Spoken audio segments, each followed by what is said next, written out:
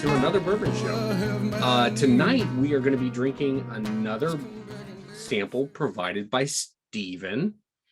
And tonight I'm excited for this one. We're going to be drinking some Elijah Craig Barrel Proof. Specifically, this is B521. And look at those professional labels. Let's give a little applause for very professional labels. Now, I have not checked how easy they are to get on or off, though, and that's the real test here. You know, I haven't checked that either. I'm on good faith from Jesse that they're not too bad to get off. But this, for the record, is one of those kind of things Jesse would lie about, for what it's worth. So, word of warning. So we'll see. We'll see if she's a liar or not. But tonight we're going to be drinking some Elijah Craig Barrel Proof. Specifically, this is B521. So that means that it was the second release of the Barrel Proof from the year 21. That's what the B identifies. And then 521 means that it came out in May of 2021. May being the 5, and then 21 being the year. So being Elijah Craig Barrel Proof, it's just the standard mash bill. So 78% corn, 12% barley, 10% rye. But then they bottle it at barrel proof, whatever that batch turns out to be. And what proof is this one, Stephen? It is 118.2. That's 59.1 alcohol by volume. Okay. So for Elijah Craig Barrel Proof standards, that's one of the lower proofs that they tend to come in, but that is not necessarily a bad thing, because one thing that I really want to stress is that, like, there's a lot of people that are like proof chasers these days, and the only thing proof ever tells you is how fast it's going to get you drunk. That's the only thing you know 100% based on the proof. Everything else is situational, if you will. So, but Stephen, you've got the bottle right there. Let's hear your rating on it. Yeah, so I've rated Elijah Craig before.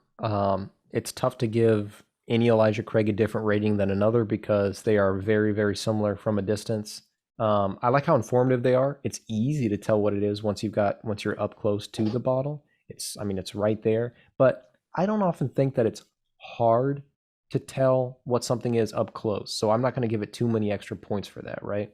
It's being able to tell from a distance, I think, is just good for the brand. And Elijah Craig just doesn't have that. But I think I gave it before like a 6. And so that's what I'm going to stay with. I think it's a nice label. I don't think Elijah Craig looks bad. It's just super basic to me. And it's the overall bottle shape. It's the stuff that I don't rate that really makes it stand out, that you do notice from a distance. So I think the overall bottle presentation is still good. They definitely have, I don't think they have a branding issue like we talked about last week with makers, where there's some just kind of inconsistency between their bottles and their products.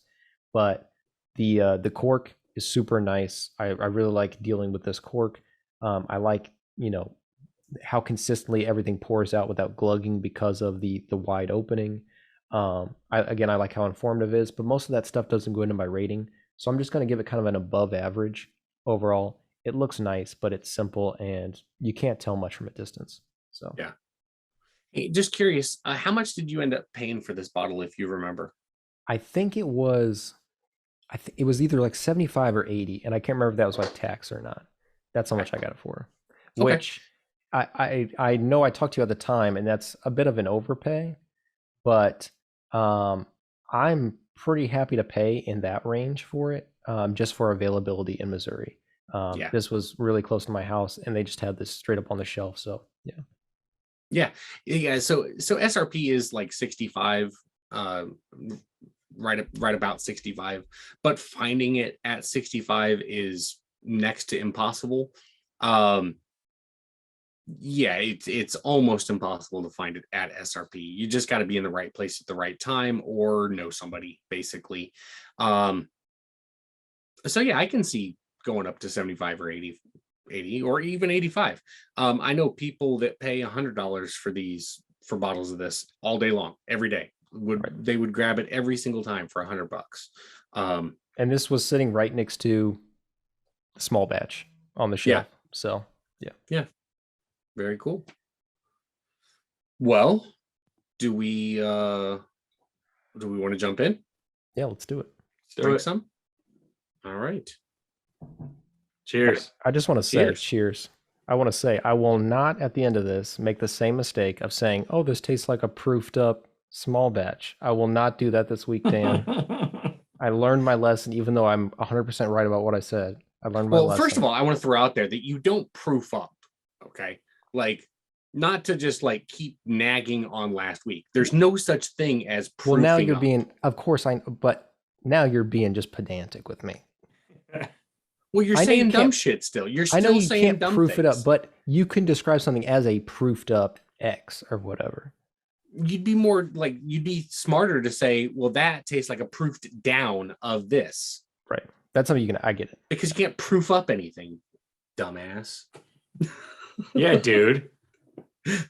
Oh, I'm just gonna leave it sit out so it dehydrates. You know what I'm gonna do? I'm gonna throw it in a pot and cook it to dehydrate it. That'll proof it up. Man, you are one pathetic loser. If boiling whiskey can actually proof it up, then maybe that's what that's what Stanley's was doing with that Buffalo Trace they had sitting on top of the refrigerator. The first time we ever had that, I'm like, I will never drink Buffalo Trace again. This is probably what, 2012 or 13? Like, it was like 150 degrees. And by the way, that wouldn't work because alcohol has a lower boiling point than water. So it's going to be one of those kind of nights, ladies and gentlemen. Go ahead and skip this one. Go ahead and skip this one. Dan's in a mood. Steven saying dumb shit. What am I supposed to do? Just sit here and let it happen? Hey, the nose on this is fantastic. Yeah, it is. Get a little caramel.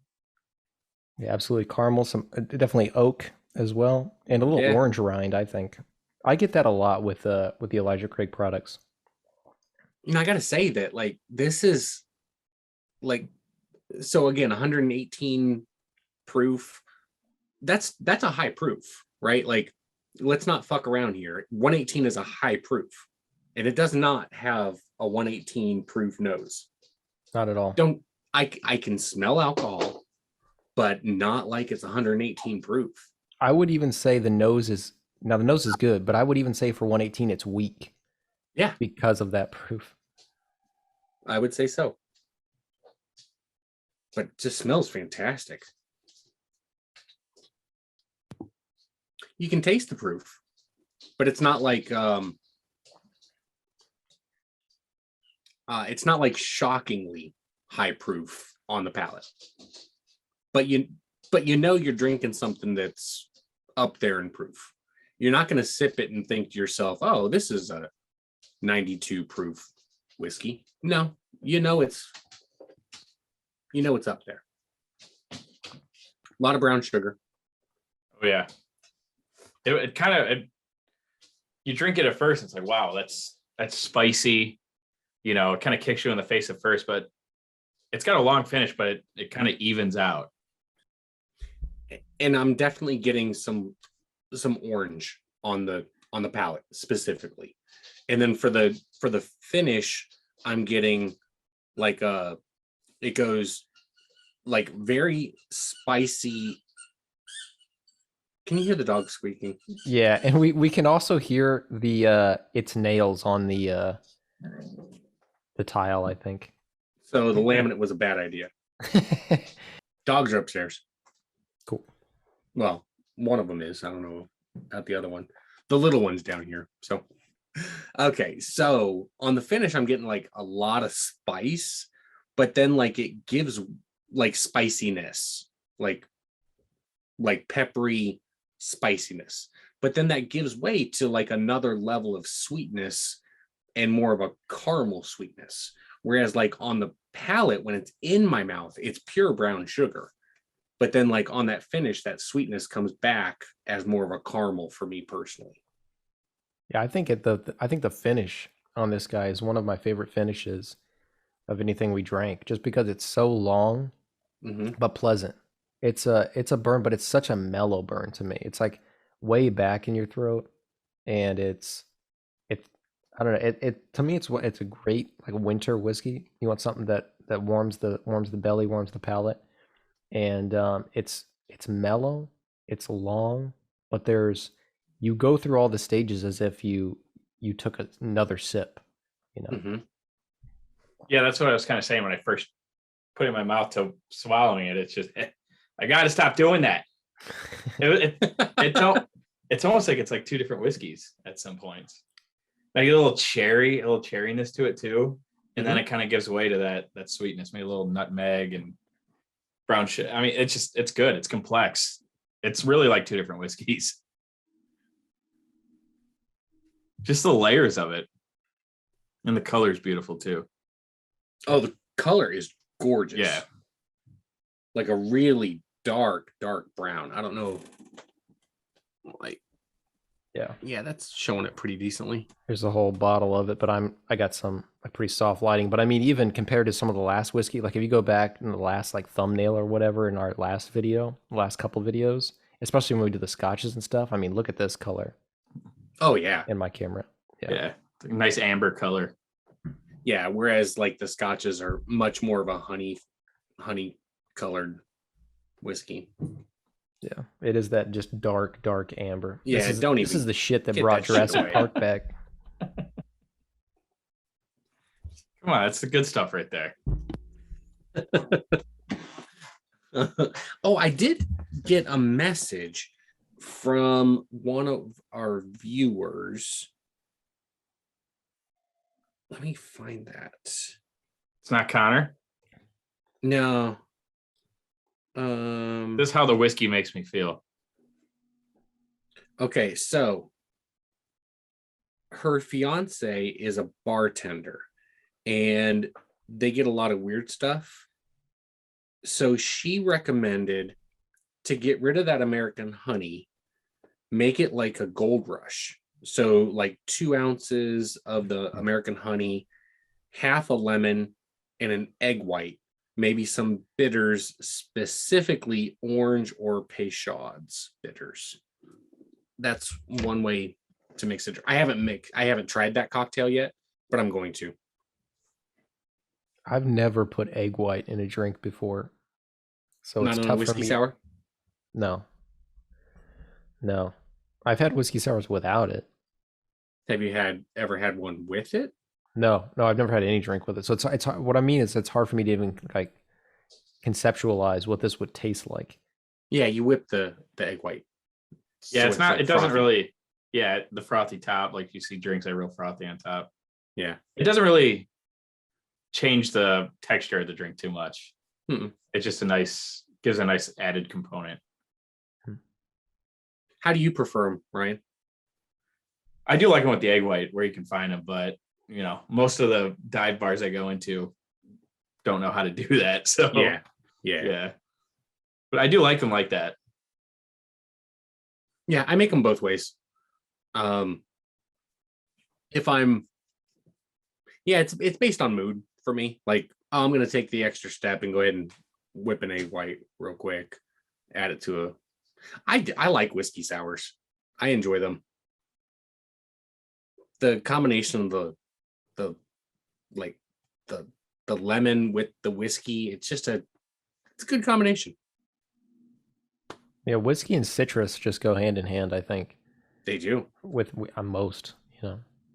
Yeah, there's some nights. I mean, I can drink like 7 to 10 of those if I'm out drinking. I mean, when you get home, you're like, oh man, my stomach hurts, but they go down easy, They do.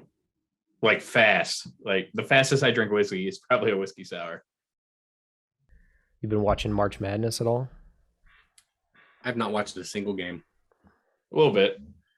There's this guy on Gonzaga who's projected to be like the #1 draft pick potentially in the NBA draft named The dude with the mustache? No, that's Drew Timme. But this guy is Chet Holmgren, and he is a 7'1", 195-pound center. Oh yeah, he kind of 7'1", looks like he looks like 190. he looks like he has Marfan's, right? I don't know what that is. Oh, Isaiah Austin had it at Baylor. It's like real tall people get it. It's a hard, whatever the condition is, it makes you tall and lanky. You have really long fingers and your vision kind of sucks and you have heart issues. Here you Is go. he white? He's Here white. Here he is. Yeah, that dude's got Marfan's. I just want to say that I am so happy to see him killing it and going to be the #1 pick maybe in the NBA draft because he's holding it down for all the tall, skinny, just fucking visually uncomfortable to look at people out there. Okay. He is now your hero. He is. Steven. Look at this, man. Are you gonna like buy his jersey and become a fan of whatever team drafts him? Yeah. And so are a lot of people, Dan. He's kind of a sensation. Okay. What is he? Like race? White. Looks pretty Caucasian. He is from Minnesota. And apparently he would, if he gets drafted #1 overall in the NBA this year, he will be the first American-born white player to be drafted first overall since I want to say 1977, they said, or something like that. Really? Maybe 1997, but I know it was something with ending in a 7. It was way longer than I thought. It might have been 77. Because that reminds me of another white guy who was a bust in the NBA, and this guy, Chet Holmgren, definitely will be too, who went to Gonzaga. Adam Morrison. Remember him? Sure. I think he went 3rd overall. But Steven, if you could share your screen and type in Marfan's disease, this dude won't get drafted. They're gonna tell me he has Marfan's. He's out of the league, or he will be a bust. It's gonna be one of the two. Marfan syndrome? Yeah. And just go to the images, and all of them look like that guy. Sorry to all our Marfan listeners. Dude, I don't want to show this to our listeners. The people can look it up. I want to see. If you're really curious, okay, I'm going to tell the viewers. I'll show you, Dan, but this may not make it in the podcast. It is Marfan syndrome. Now, type in, just do this because he was an NBA, he was going to be a first overall pick. Isaiah Austin. I think he spells it like ASAIA. Oh, look, Google knows what the path we're going on. I typed in I.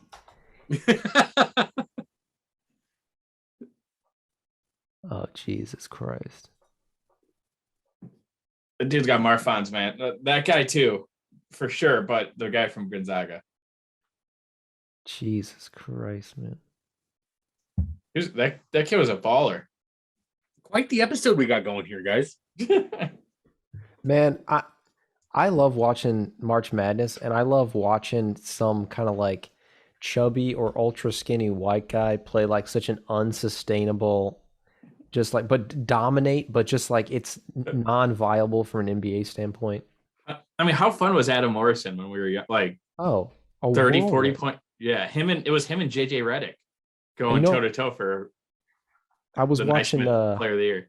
I was watching North Carolina the other day, and I just remember how Tyler Hansborough was like the man in like college basketball, and then like guys who were like maybe like 3rd or 4th best at the time are like still playing today, and like Tyler Hansborough has just been like golfing for a couple of years now. Same with like Johnny Manziel. I don't know what it is about like white dudes just not like killing it in college, and then afterwards immediately fizzling out.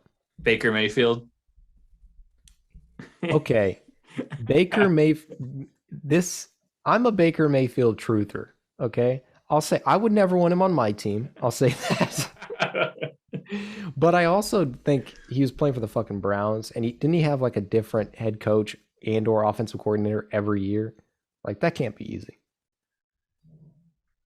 He's also a douchebag. Yeah, but okay. But I mean, you jumped to Baker Mayfield so quick. I feel like you're also describing like Brady Quinn, but you didn't mention him. You know what I mean? I mean, Brady Quinn knew he wasn't that good, right? Well, he didn't get a Hulu deal immediately. I'll say that. He wasn't in Allstate commercial or Geico, whatever Baker Mayfield does. Yeah, Baker got in a lot of them real quick, which seemed premature. I would wholeheartedly agree with that. So when you guys were talking about basketball, I didn't know a single person you guys were talking about, by the way. Yeah. Not a basketball head or No. college basketball head. If you saw Adam Morrison, like if you just did a Google search on your phone, you would remember him. No, I would not. Yeah. I mean, he's got that. He had this long hair and this mustache. Dan was fighting in 2 wars at the time you and I were having 16. our Adam Morrison parties. Yeah. When did he join the NBA? 06, probably, right? Yeah, nothing was going on at that time for Dan. There is zero chance I've ever seen the human being you're talking about. Zero chance. He'd do ASO tours, dude. He was out of the league in like 2 years, so he'd come see you guys. Zero might be chance. true. Well, what do you say we go ahead and rate this? Let's do it. Let's do it. Anybody want to go first? I'll go. Let's hear it. It's very complex. Like I said, it's 2 different bourbons. You get a lot of baking spice. You know, it's spicy, but then you get that kind of that nutmeg, that caramel. It evens out. Some of the remnants of it kind of remind, like, it's like, man, if it was just a little sweeter, it reminded me of that toasted barrel. Like, there's definitely some comparisons, I feel like, with these two. So I really like it. I wish I had more because my thing's almost out, but I'm gonna go an 8.5. I wish there was a little less baking spice and more of those, you know, a little more of the cherry and the orange note and overall sweetness. But I still think it's really good. And the fact that it's almost 120 proof and you drink it and you don't get punched in the stomach, you know, it's a good bourbon. Mm-hmm. I'm going to do an 8.5. 8.5, you said? Yeah. Okay. I'm doing an 8.5 as well. I think it's largely the same reasons. So I'll keep mine short, but yeah, I really agree with all of it. I think it's just the finish to me, like I said before, this is one of my favorite finishes of any whiskey we've had. I think that's one of the really exceptional parts of it. It's all good, but I think the exceptional part is the finish. And if you have some ability to have a glass of this or something at a bar and you're new to whiskey, I think this is a great example when people talk about finish, what they're talking about. It's very easy for even a beginner, I think, to pick up a lot of interesting stuff in the finish in particular, and you really understand why that's a distinct part of the drinking experience. So, yeah. So I'm going to go with an 8.8. And a huge reason why I'm going with an 8.8 is actually last week's Maker's Mark 46 cask strength. This is marginally better, just a little bit better to me than the Maker's Mark 46 cask strength. I wanted to give it like an 8.7, but then I thought about the fact that now last week I just gave that an 8.7. So I can't, because this is a little bit better. And I do still fully believe in the fact that take things day by day, right? Like there's a different day I might give this a 7.1 or maybe a 9.6, or Maker's Mark 46 cask strength an 8.2 or a 5.0, just depending on my mood that particular day. But with them being back to back 1 week from the other, I have to say this is just slightly better, in my opinion, than the 46 cask strength. So I'm going with an 8.8. It's a great pour. The one thing that I'm thinking to myself right now that knocks it just a little bit is that I can't sit here and have a sip of it all night long, right? Like if I was to have 2 glasses of it, I would be really fucking drunk. And it is kind of nice to know that I could just continue sipping on something and just continue enjoying it all night long. That's one of the only knocks on it. But as far as the flavor goes, it's fantastic. The finish is ridiculously good. Like the finish is the best part of this whiskey, no question about it. But the nose is amazing. The palate is great. So that's my reasoning for giving it an 8.8. It's a fantastic pour.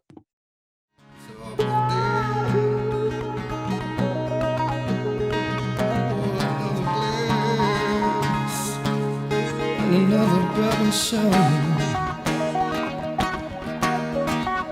Another bourbon show.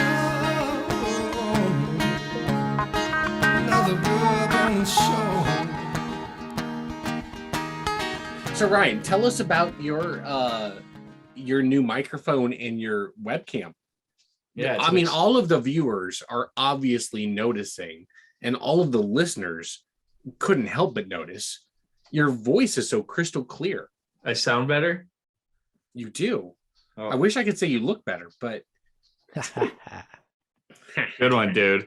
Thanks, dude. Yeah, off your guys' advice, I bought this guy. Beautiful. So it's a blue Yeti microphone. That's not blue; it's silver. Yeah. So don't know. My what's up blue with that. Yeti is black. Yeah. Well, they gotta get their shit together here, dude. Because yeah, they do have a blue one, but it was ugly, so I went with that one. It was nice, and then Dead air. I probably walked 20 minutes around Best Buy trying to find a webcam, and then I finally found this one that I don't know if you have, Steven. One of my buddies has it. That's not the one I have. Here we go. It was one of two that was left, and it was like pretty much under the shelf. I thought you were going to show. Wait, how do I show the webcam? That's the joke, Ryan. That's the joke. Can you see me? I thought you were going to show. I thought you knew that was Dan's joke, but you were going to show the box that maybe you still had or something. But no, you're just like, I'll pick it up and then I'll figure it out.